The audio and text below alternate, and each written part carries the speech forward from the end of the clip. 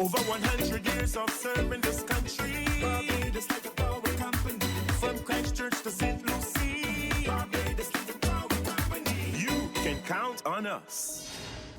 Hello, welcome to this episode of Energy Talks. I'm Cassandra Crawford, and today I'm at the neighboring Garrison Savannah, where it's a beautiful windy day, just to tell you a little bit about kite flying safety, because it's the season. So I have the opportunity to chat with Reginald Parrott. He is one of our distribution supervisors. You're going to hear about some of the things you need to do to fly your kite safely, and certainly some of the things you just ought not to do. It seems that kite flying is all year now. Before it used to be at the heights of Easter and Good Friday and so on, but nowadays we observe that people are flying kites all year. And recently I've observed that there are even more kites being flown. As a utility, we want people to fly kites, but we want them to fly them safely. So what we ask you to do is look for open area where there are no power lines. And there are several areas you can find that there are no power lines.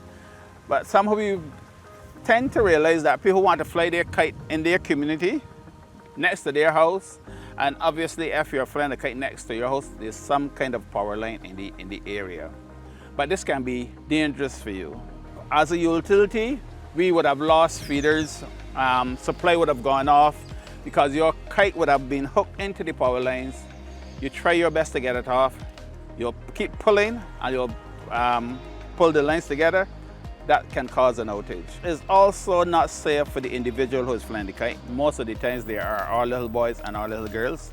And depending on the conditions, at least in any condition, you can easily be injured. It is quite easy for you to be electric shock because your kite tail could be wet, or depending on the conditions, you can easily get hurt when you pull the lines together. This can also cause a flashover or cause something to go wrong with you on the ground.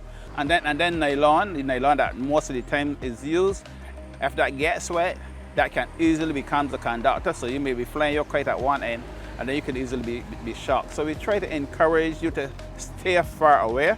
Observe that some youngsters have this habit of they throw their cord, the whole bundle of cord over the power lines, then to go to the other side to have somebody hoist the kite from the end. That is also extremely dangerous. Anytime your kite, any part of your kite comes into contact with the power line, that can be very, very dangerous. You can easily get hurt. You can cause a power outage. We don't want a power outage, but we don't want you to get hurt either. So just think about where you are, look around, observe where you're flying this kite, and look for the safest area where you'll be away from power lines. By all means, we want you to enjoy your kites. We really want you to enjoy them. But just think about the danger that you can bring to yourself and to others while flying these kites. When it comes to places like the airport or near the flight path, I think they have certain restrictions for communities surrounding the airport. Those are areas that you would definitely have to avoid because it might not only be dangerous for you, but it could be dangerous for any pilot coming in with a plane, and once it runs into a kite, that could easily cause something to go wrong. So please avoid that area. One other thing, please, if you're flying your kite during the day, take it down in the night.